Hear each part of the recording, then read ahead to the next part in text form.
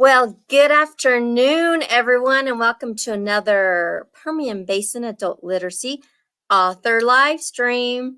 As always, we want to thank Southwest 66 Credit Union for sponsoring all of our 2024 author live streams and making those possible. Well, today we are excited to welcome author Jean Kwok, author of The Leftover Woman. Welcome, Jean. We are so happy to have you today. Thank you so much for having me. I'm thrilled to be here. And we're so happy that you made it in. I know you had some long travel, so thank you so much for making this interview. We appreciate it. Yeah, I actually just flew from the Netherlands to New York City yesterday. But I'm here and I am ready and excited to go. Awesome. Well, thank you so much for being here. Well, let's start off. Let's get right into it. And why don't you introduce yourself for those of you who are not familiar with your work, and just tell our viewers a little bit about yourself. Well, I moved from Hong Kong to the United States when I was 5 years old, and we were actually incredibly poor.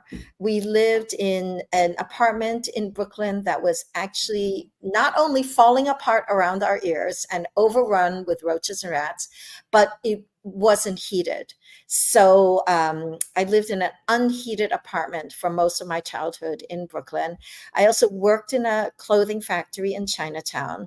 And maybe most relevant for, as a child, maybe most relevant for The Leftover Woman, I also grew up in a really kind of, a family that loved me very much, but where it was very clear that it was better to have boys. It was better to be a boy, like we're all going to do something about that.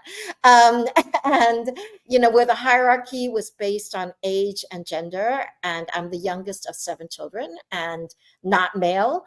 So Wow. that like rock bottom, like right, you could not get lower like than I was in that family. So that was challenging in a lot of ways and very much kind of the emotional heart of my book, The Leftover Woman.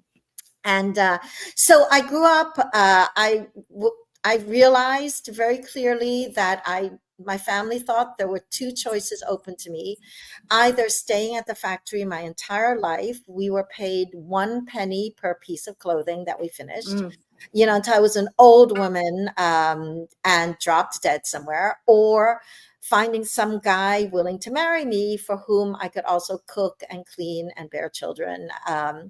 And they despaired of this second option. They were like, nobody's going to want to have her. No one, because I was one of those dreamy kids. And I didn't speak English when I first came here, but from the moment I could read, it was like all I wanted to do. And so they were like, I was a terrible cook, I still am, terrible housewife, still am, bad at cleaning, not obedient enough, bad at making dumplings, all those things. And so they despaired of ever finding some dude they can convince to marry me. And I looked at those two choices and I was like, factory or trying to get somebody willing to take me on. And I was like, I know what I'm going to do. I'm going to go to Harvard. And that's what I did. So years later, I did go to Harvard. And it was there that I decided to become a writer.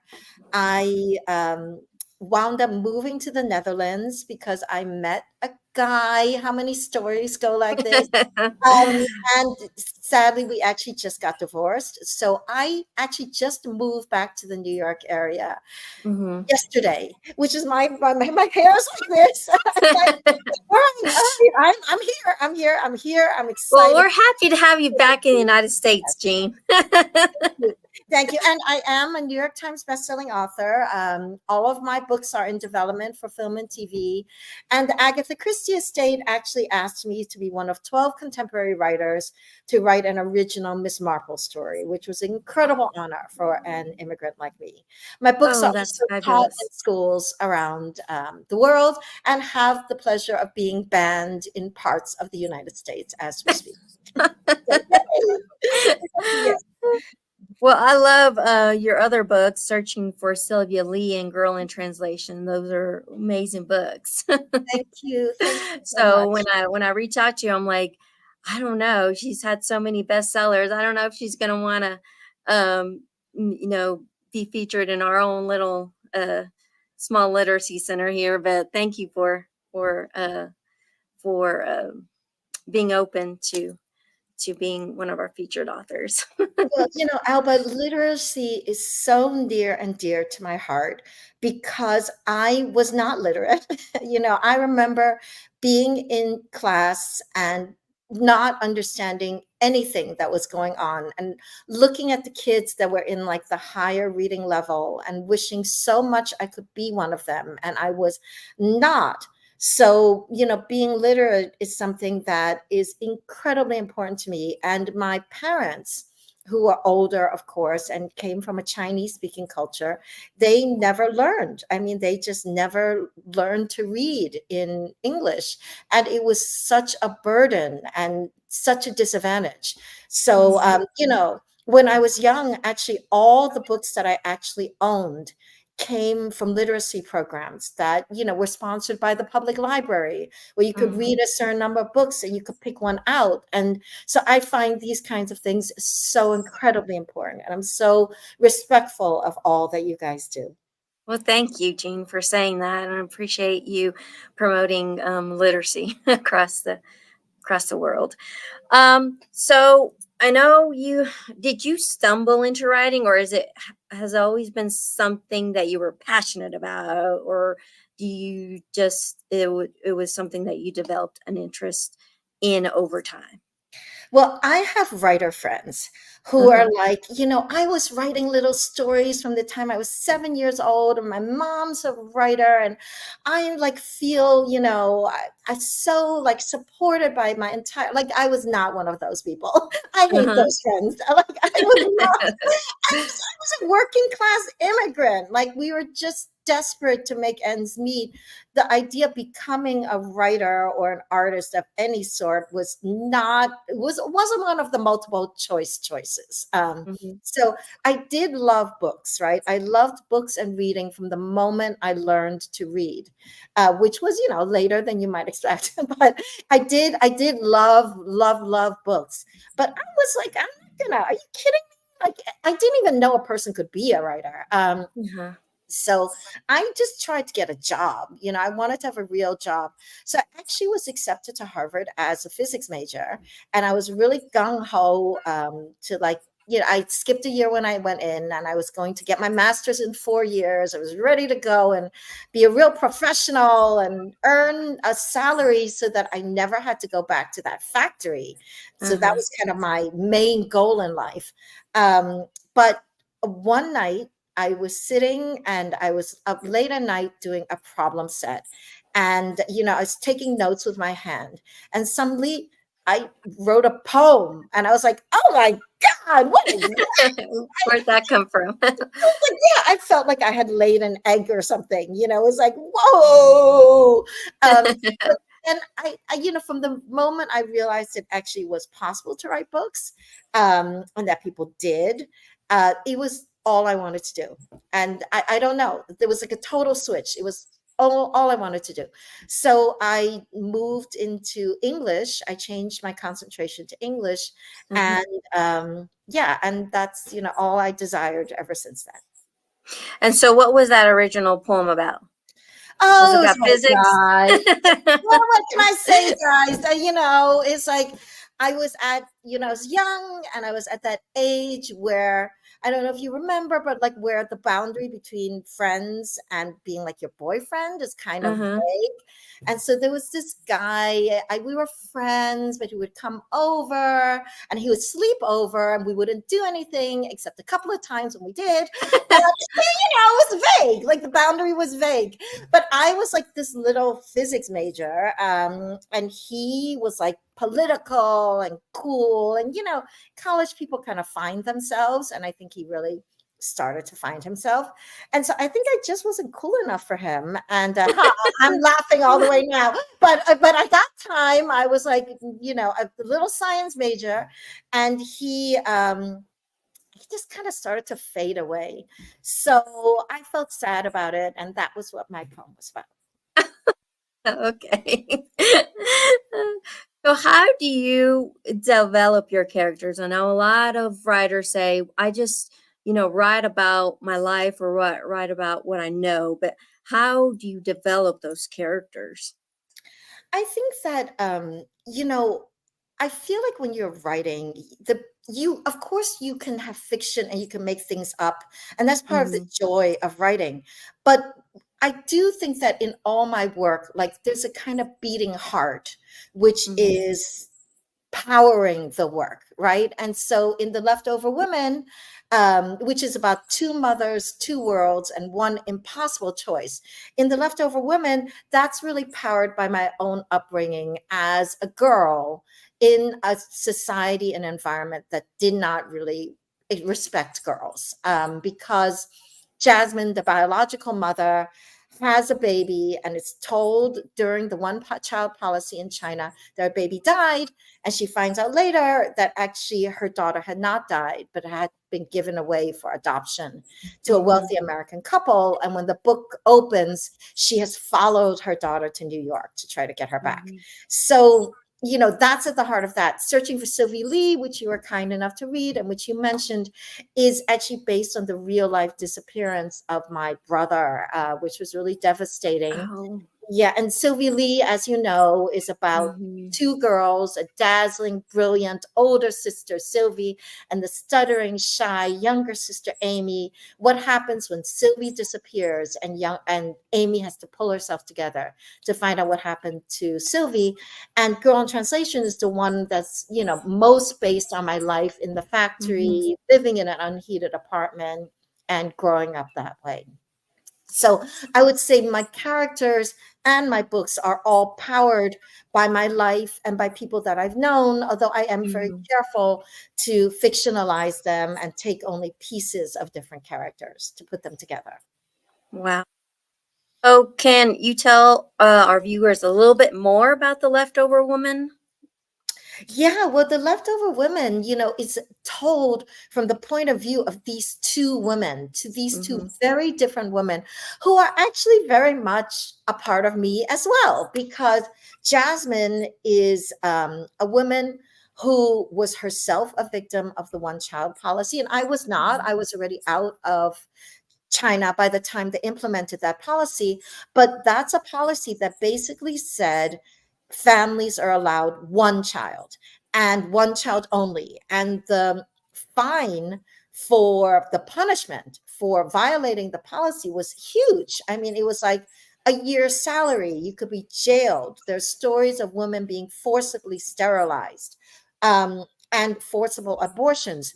So, what happens in a society and a culture that really feels like they need a boy, not just because that's what they think is better, but also because there's no social help system.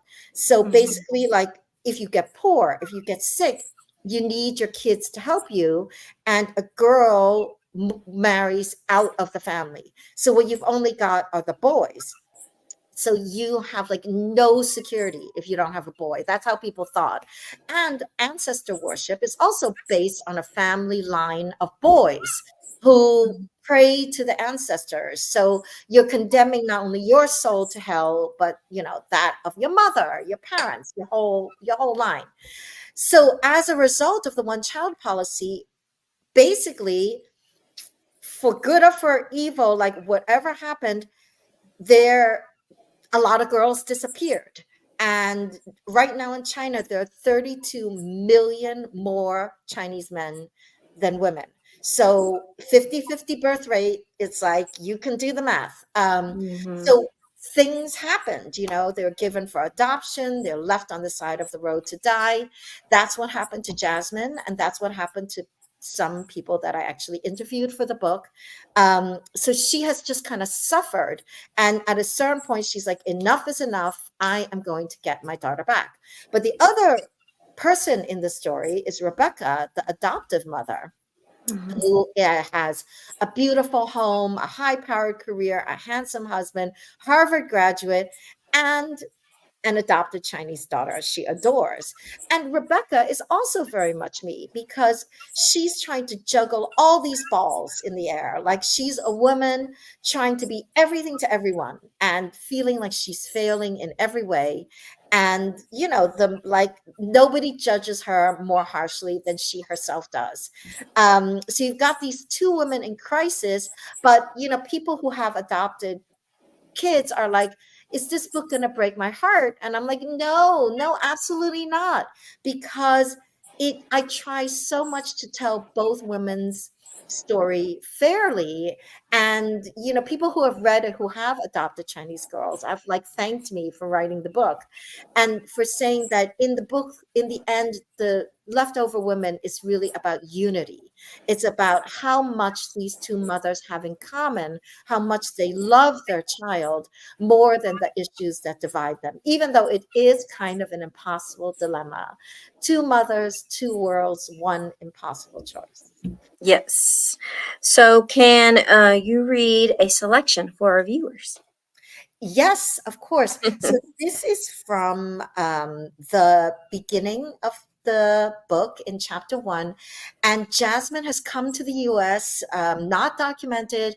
She is trying to get work. She's having a hard time finding work everywhere. And she goes into a restaurant in Chinatown. A small man wearing a gray suit, much too big for him, exited the kitchen and approached me. He looked as tired as his faded eyes. You looking for work? What's your name? I started to push my glasses up my nose, then realized I'd taken them off. I felt exposed, especially with the two women watching us. How many times had I already had this conversation? Could I trust him not to report me? I'm a very hard worker. He barked out a laugh. Let me guess. You don't have the right paperwork and you want me to give you a job, even though you're too scared to even tell me your real name. Forget it. He turned to leave. I can clean tables, waitress, serve dim sum. I'm dexterous and have a good memory. I was talking too quickly. I couldn't return to China and my disastrous life there. I closed my eyes.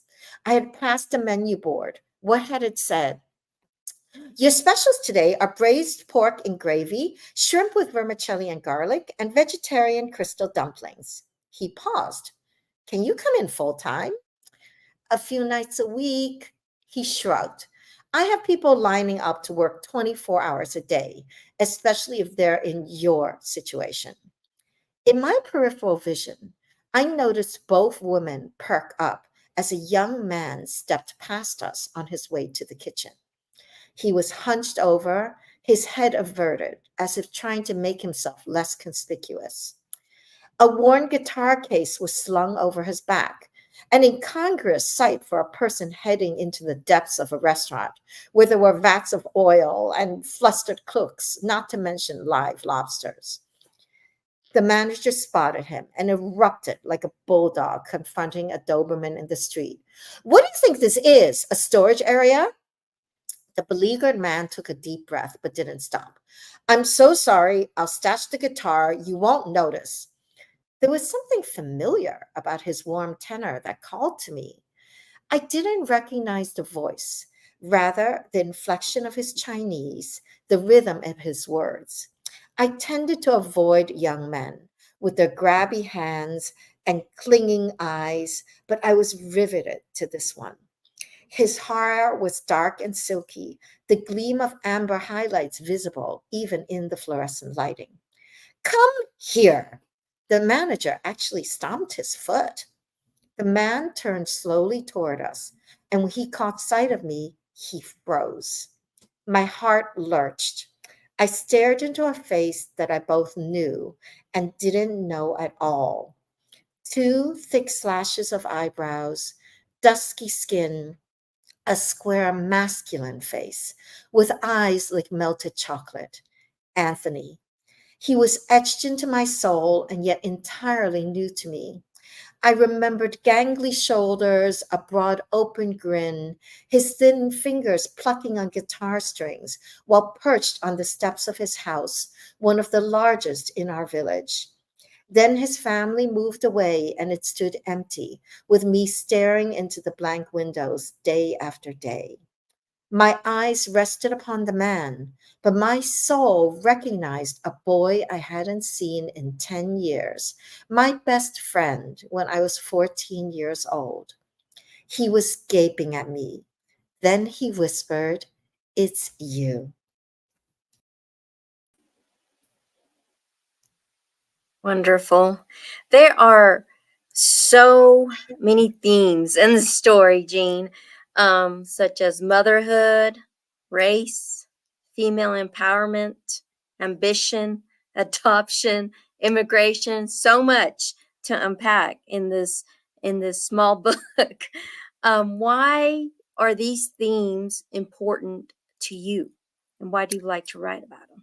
You know, what's really interesting about this topic is that no one's really written about it. I mean, there have been nonfiction books and articles written about this, but actually, I personally was not able to find any fiction, no novels, no films. I mean, they may exist, but I did not come across them in my research. And I thought, generations of Chinese families were forced to have one child only. Mm-hmm. Millions of girls have suffered or been killed or been placed away from their families for adoption. And nothing has penetrated the Western culture. And this is something that has affected every Chinese family, even ones like mine that had already left China, because we all know people who were affected. And when I did the research for this book, I talked to girls who had been left on the side of the road to die, girls who had been placed for adoption, girls who had been saved and taken in by family members who were oftentimes deeply resentful of the risk that was taken by taking in that child. Often they were like, they would say that they are twins, quote unquote Mm-hmm. twins, if they were close in age to another child. But it's a risk. I mean, everybody knew it was a risk. And it was another mouth to feed. There were a lot of things like that. And I've also talked to girls that were raised in the West, sometimes happily, sometimes unhappily. I've talked to families that adopted young girls from China and love them so much, and really feel like they are the heart and soul of the family. And in writing this book, I tried to tell a really compelling page turning thriller that has romance and family drama and all kinds of mother daughter themes. But I also really wanted to deal with these themes that you talk about, Mm-hmm. not in a pedantic way, but just so that people are thinking about these and to do justice to every side of the family, of the story, so that people who adopted could feel like, yes, I feel like I was heard, that, to this young girl, her parents are her adoptive parents. And in a lot of Mm-hmm. ways, in this particular situation, in my book, the adoptive parents could give the child so much more than her biological mother could. But her biological mother, of course, has a right to the child, loves the child.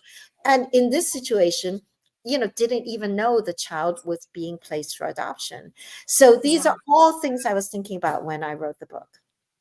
I know, and there's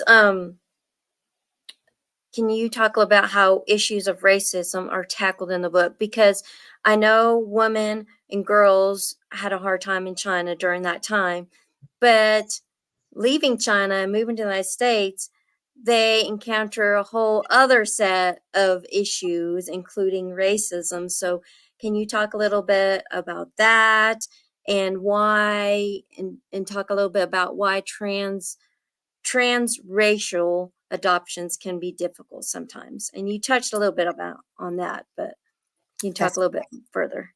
That's right. I mean, I am not someone who says that transracial adoptions should be abolished, because I don't believe that. I do think that there are times when they can work really well for the child and for everybody involved. But I do think that the parents need to be aware and to do their best, to do their Mhm. best to understand that the child does have a race. And I think many well-meaning parents, adoptive parents, say, well, we don't see your race. And I'm sure that's true. They just love the child and they're like, it doesn't matter what race you are, you're ours now.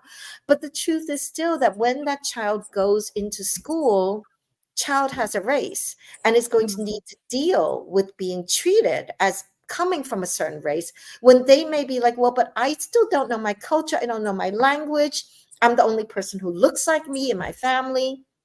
And I do think it's extremely beneficial to give the child something, to give something of the culture, of the language, so they don't feel as alienated as they might otherwise. And I've heard many Mhm. stories where that has been done and has, been so positive for everyone involved. But in terms of racism, I mean, I've encountered racism. I think everyone Mhm. who's a person of color has, and people are often surprised to hear that, but it's like every racist incident in my novels I have Mhm. experienced myself. There are people like, oh, did you make that up? I'm like, no, didn't make that up.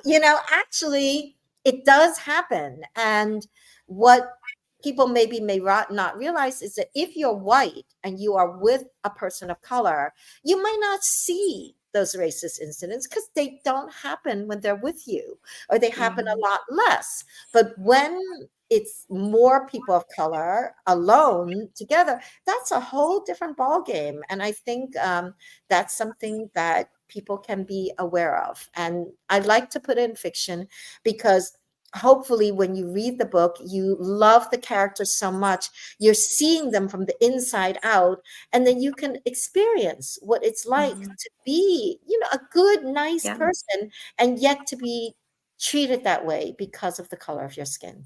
Yeah. The pigment of your skin, as I always say, it's like, okay, it's my That's pigment right. of my Or skin. your accent. I'm no different than You you. don't speak English perfectly, and Hmm. you're trying your best. But one of the themes, indeed, of the book is how Jasmine is inside and how she presents herself outside are two Yeah, drastically different things. And she may seem ignorant and backward in English because it's not her language. exactly. Well, what do you hope um, is the biggest takeaway from this story for your readers? What do you want your readers to be? What do you want your readers to take away from the book? Well, I want them to have a fantastic time reading the book. And I have a lot of people who write to me and they're like, I couldn't put it down. And I love hearing that. Like, I really hope that, someone was like, I'm calling in sick to work. Like, shouldn't do that. But I love hearing that, where they're just like, oh, I got so hooked into the story. But I kind of hope that, they love everyone involved, that they love Jasmine and they love Rebecca, because I love them both. And they are both flawed. They do bad things, misguided things, but they're good women. They're doing their best. They love their child so much. And in this time of division in our country, Mhm. it's my deepest hope that we remember we have much more that unifies us. We're all Mhm. trying for the same thing. Really, we're all trying to have a good life. We're trying to protect the people we love. We're trying to be safe. We're trying to keep everyone else safe. And that's, this is a book of unity. It's a book of love and unity where that these two women in the end, they do come together and realize we actually have a lot in common. Yeah. Well, I'm going to tell you right now that I don't know. I just couldn't get into being sympathetic towards Rebecca, but Oh, that's some just me people are Team as a Rebecca reader. all the Everybody, way, so that's fine.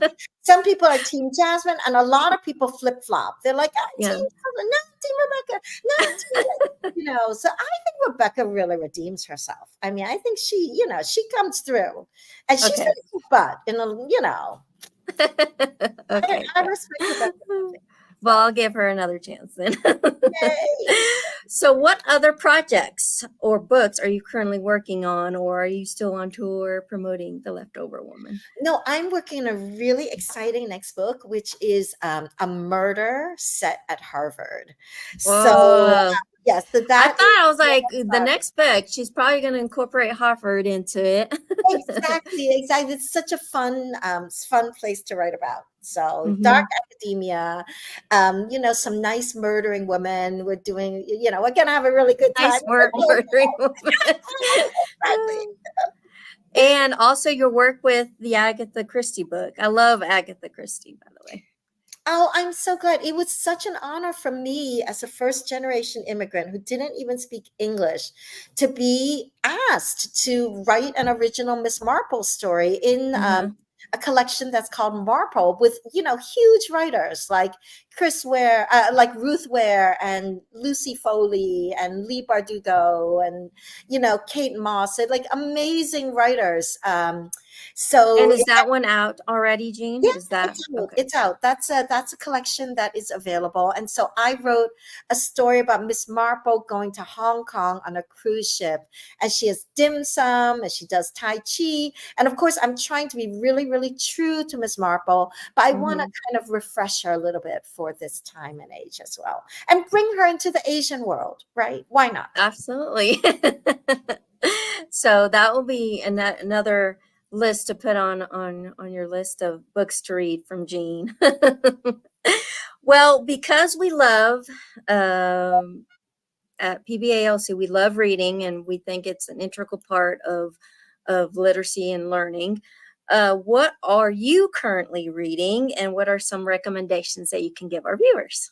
Well, I have to tell you a book that I just finished and that I loved and that is coming out today, coincidentally, is called Bear by Julia Phillips. And Okay. it is Julia, I mean, her first book was like so many accolades and raves, and it like she was a shortlisted for the National Book Award. And Bear is a really interesting book because it's a kind of like twisted fairy tale. It's about two sisters.